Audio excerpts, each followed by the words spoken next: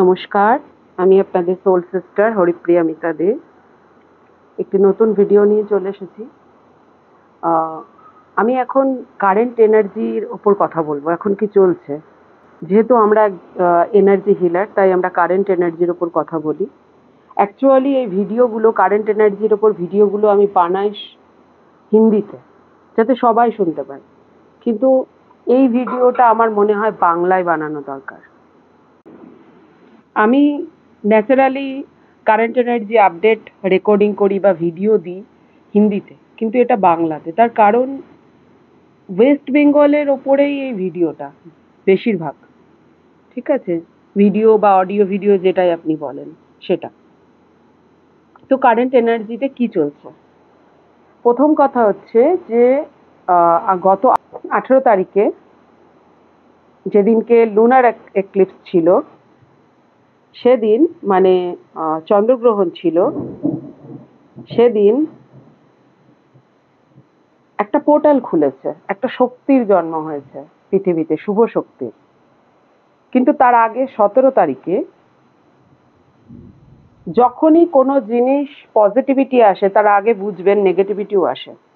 এবং dream channelling আমার একটা খুব বড় পাওয়ারফুল ইনটিউশন পাওয়ার, যে ড্রিমের মধ্যে আমি অনেক কিছু দেখি, যেটা ভবিষ্যৎ বা অতীত বা বর্তমান। তো সেখানে আমি একটা নেগেটিভ পোর্টাল খোলা এবং নেগেটিভ ঊর্জার একটা প্রতিফলন দেখেছি। আপনারা অনেকেই শুনে থাকবেন যে আমাদের সৌরজগতের সমস্ত গ্রহগুলি গত 17 এবং 18 তারিখে একটা নির্দিষ্ট সময়ে অ্যালাইন হয়েছিল। এটাকে 8 মুন বলা হয়।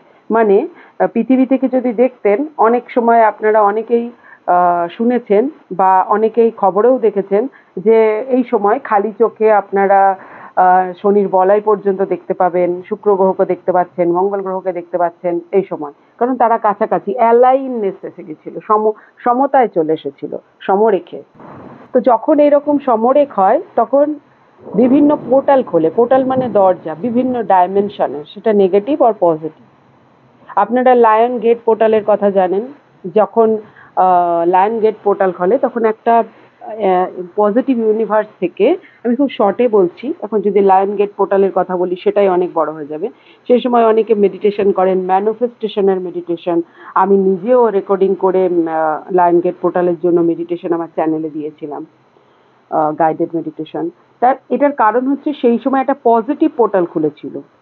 তো এই যে 8 মুন এক জায়গায়, এইটাকে 8 মুন বলা হয়, বা এটাকে বলা হয় যে আমাদের গ্রহগুলি সমরেখ হয়েছিল, ঠিক আছে, আমাদের সৌরজগতে।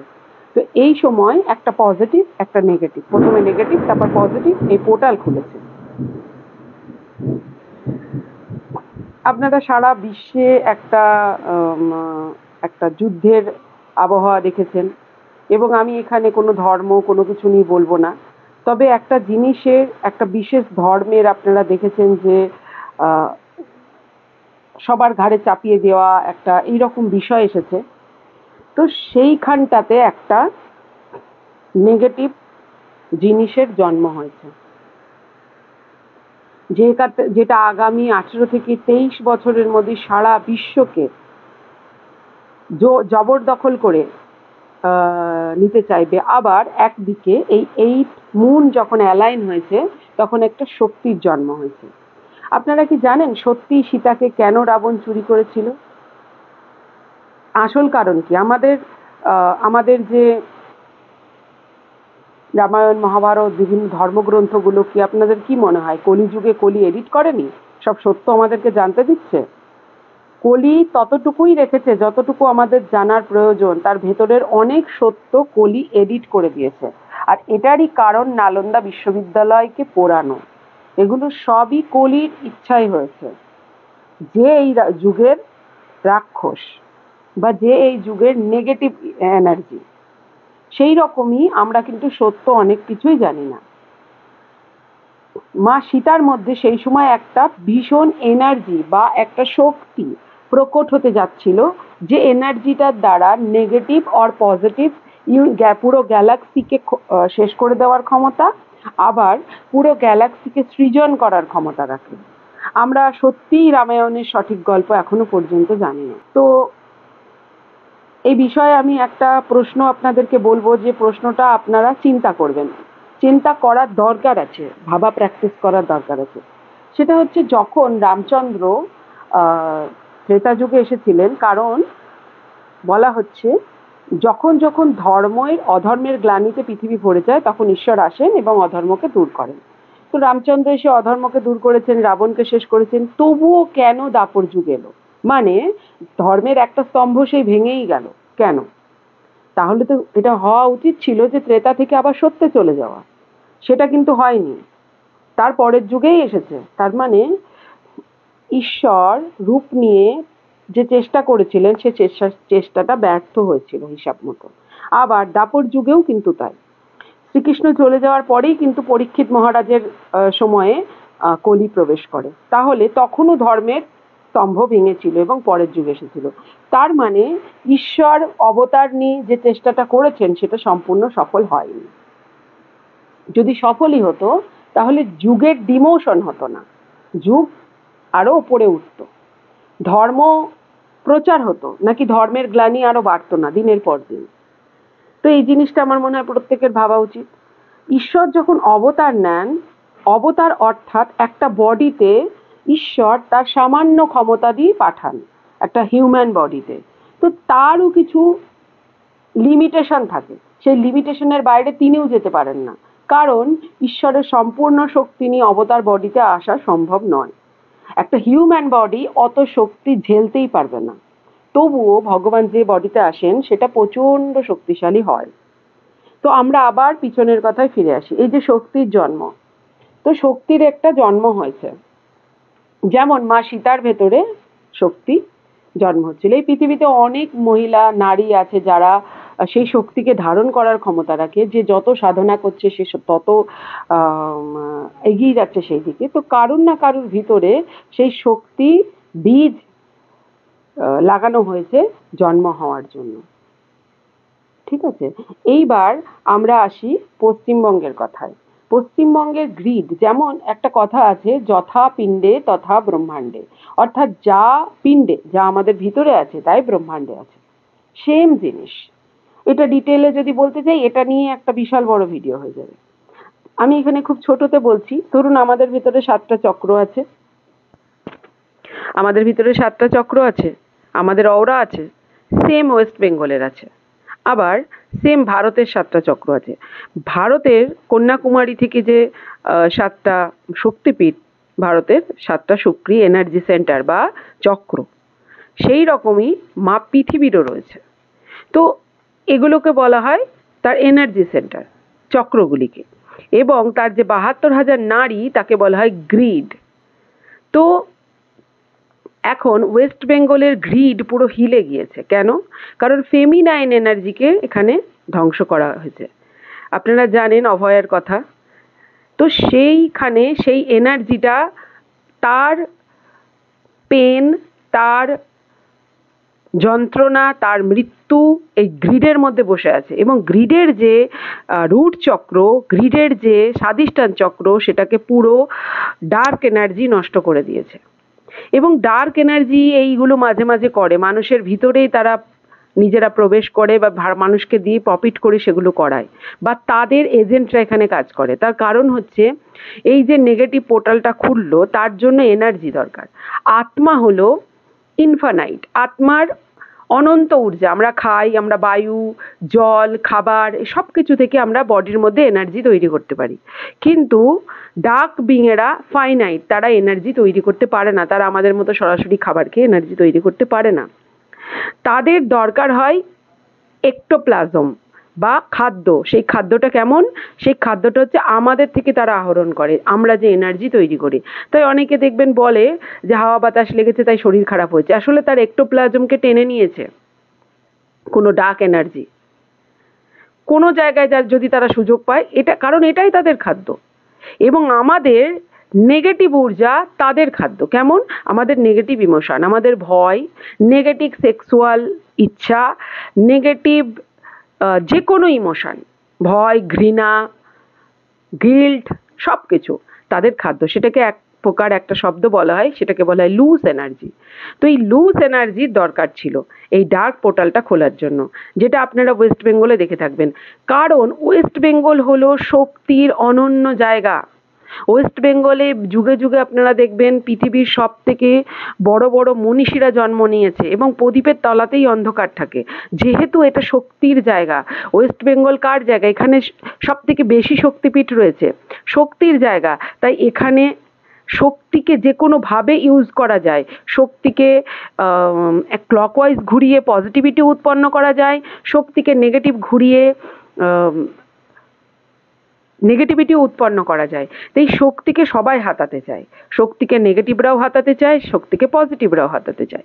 সেই কারণেই ওয়েস্ট বেঙ্গলের গ্রিডের ওপরে এই এত বড় জিনিসটা হলো। এবং মানুষ এই জন্য তাদের প্রত্যেকের, যেহেতু আমরা প্রত্যেকে ওয়েস্ট বেঙ্গলের গ্রিডের সঙ্গে কানেক্টেড, যেহেতু আমরা এখানে জন্ম নিয়েছি, আমরা এখানে আছি, আমাদের রুট চক্রা ওয়েস্ট বেঙ্গলের রুট চক্রার সঙ্গে কানেক্টেড, তাই আমরা প্রত্যেকেই কিছু না কিছু অনুভব করছি অভয়ের জন্য, আমরা বিরোধ করছি। এইটাই তার কারণ যে ওয়েস্ট বেঙ্গলের গ্রিডকে পুরো হিলিয়ে দেওয়া হয়েছে। এবং প্রভূত চক্রান্ত আপনারা এখানে দেখতে পাবেন ওয়েস্ট বেঙ্গলে অনেক কিছু, সেগুলো অনেক রকম কথা আছে, অনেক রকম কিছু আছে। আমি অত কিছুতে যেতে চাই না, আপনারা সবাই বুদ্ধিমান, আপনারা অনেক কিছু রাজনৈতিক জিনিস বোঝেন। ওয়েস্ট বেঙ্গলে কি চলছে এগুলো সবই আমি অ্যাজ এ স্পিরিচুয়াল, আমি ডার্ক এনার্জি রূপেই দেখব। এবং আমি এখানে একটা ছোট্ট চেষ্টা করেছি ওয়েস্ট বেঙ্গলের গ্রিডকে হিল করার জন্য। এবং আমি আপনাদের প্রত্যেককে অনুরোধ করব যে আপনারাও আমার সঙ্গে ওয়েস্ট বেঙ্গলের গ্রিড হিলিংয়ের চেষ্টা করুন বা ইচ্ছা করুন আপনারা। কিন্তু এই গ্রিড কিভাবে হিলিং হবে, আমরা একটা লেটার হিলিং করব, মানে লিখব যে কোনো শব্দ যখন আপনি লেখেন, শব্দই ব্রহ্ম, সেটা ব্রহ্মাণ্ডের প্রতিটা পার্টিকেলের মধ্যে যায়, এবং যখন যায় তখন সেটাই ম্যানিফেস্ট হয়। এবার বলবেন আমি লিখলেই কি ম্যানিফেস্ট হবে? হবে, কারণ আমরা তৈরি পঞ্চতত্ত্ব দিয়ে, আমরা মানুষরা ক্ষিতি অব তেজ মরুদ বোম, বা জল, আগুন, বায়ু, আকাশ এবং জল, অগ্নি, বায়ু, আকাশ, আর কি বাকি থাকলো, আর একটা কিছু বাকি থাকলো, যাই হোক, তো কোনটা বললাম না, এক মিনিট। জল, আগুন, বায়ু, আকাশ এবং মাটি, আমরা এই পাঁচটা জিনিস দিয়েই তৈরি, পৃথিবী থেকেই আমরা তৈরি। তাই আমরা, আমাদের আত্মা আর বিশ্ব আত্মা এক, মানে পৃথিবী এক। এই কথাটার মানেই হলো যথা পিণ্ডে তথা ব্রহ্মাণ্ডে। আমরা আর বিশ্ব আত্মা মানে পৃথিবীর আত্মা এক। আমাদের কনসাসনেস যদি হাই হয়, আমরা যদি হায়ার কনসাসনেস ডেভেলপ করি, পৃথিবীও নতুন যুগে প্রবেশ করবে। যুগ যে পরিবর্তন হয় তাতে কি হয়, তাতে মানুষ কি সোনার মোড়া ঘর বাড়ি পায় না, তাদের কনসাসনেস চেতনা হয়।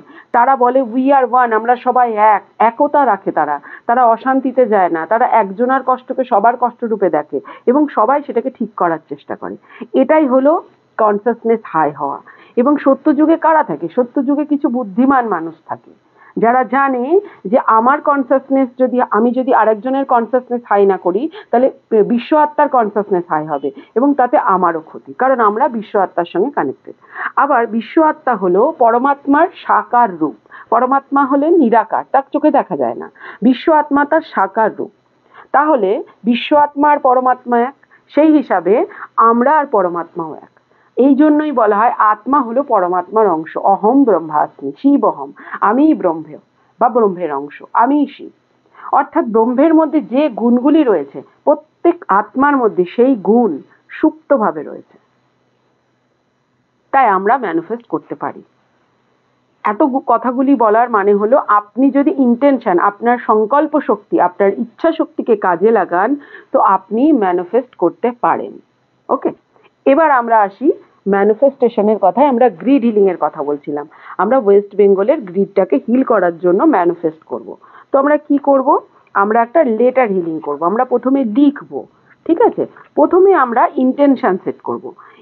তো এটা আমরা লিখতে পারি, আমি ইন্টেনশন সেট করছি, রিলিজ, হিল এবং ট্রান্সমিউট করছি সেই সমস্ত লোয়ার ভাইব্রেশনকে আমার গ্রিড থেকে।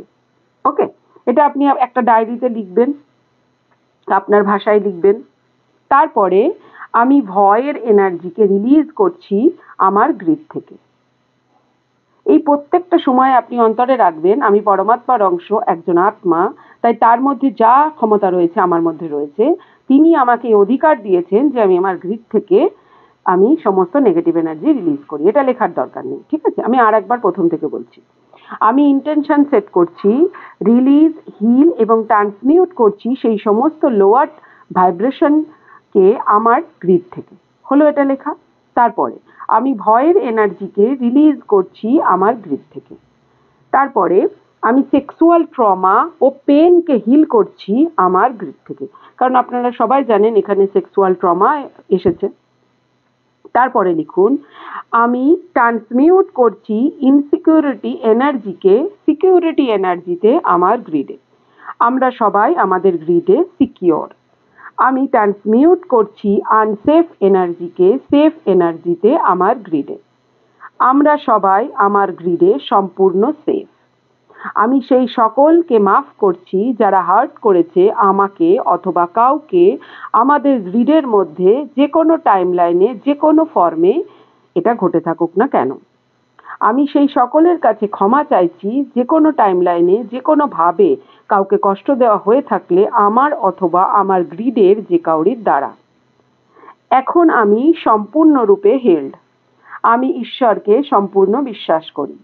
আমি সম্পূর্ণরূপে ঈশ্বরকে স্যালেন্ডার করছি।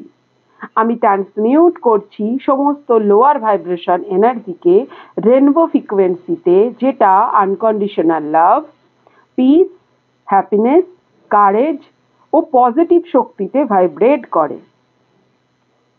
আমি রিলিজ করছি এবং ট্রান্সমিউট করছি সমস্ত আর্টিফিশিয়াল টাইমলাইনকে অর্গানিক ক্রিস্টিক টাইমলাইনে, যেটা আমার গ্রিডের হাইয়েস্ট টাইমলাইন। ধন্যবাদ ঈশ্বরকে আমাকে বাছার জন্য, এই সুন্দর সোল পারপাস করার জন্য, এবং তিনি সবসময় আমার সঙ্গে থাকেন ও গাইড করেন। Thank you, thank you, thank you. এই পুরো জিনিসটাকে আপনি লিখুন। প্রথমে লেখার পর আপনি এটাকে 3 দিন ধরে যতবার খুশি পড়ুন, যতক্ষণ আপনার বিশ্বাস নয় 3 দিন 7 দিন পড়ুন। পড়ার পর যখন শেষ হয়ে যাবে তখন এটা যেদিন রাতের আকাশে খুব তারা উঠবে, লেখাটা খুলবেন, খুলে ফুঁ দেবেন লেখাটার ওপরে, বলবেন যে আমি ইউনিভার্সের প্রত্যেকটা পার্টিকেলের মধ্যে এই এনার্জিকে, এই কথাকে, হিলিংকে পাঠাচ্ছি ম্যানিফেস্ট হওয়ার জন্য সর্বতরূপে। ব্যাস, এটাই কাজ। যতক্ষণ নিজের বিশ্বাস না হয় ততক্ষণ এটাকে পড়তে থাকবেন এবং তারপরে 3 দিন অথবা 7 দিন পর এই কাজটি করবেন। এটা ইউনিভার্সের প্রত্যেকটা পার্টিকেলের মধ্যে ছিটিয়ে যাবে এবং সেটা আমাদের জন্য ম্যানিফেস্ট হওয়ার জন্য 3D তে তৈরি হবে। থ্যাংক ইউ সো মাচ প্রত্যেককে এতক্ষণ আমাকে ধৈর্য ধরে শোনার জন্য।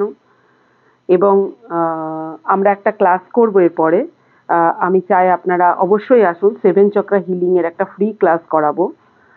সেটা আমার গ্রুপ জয়েন করলেই আপনারা জানতে পারবেন।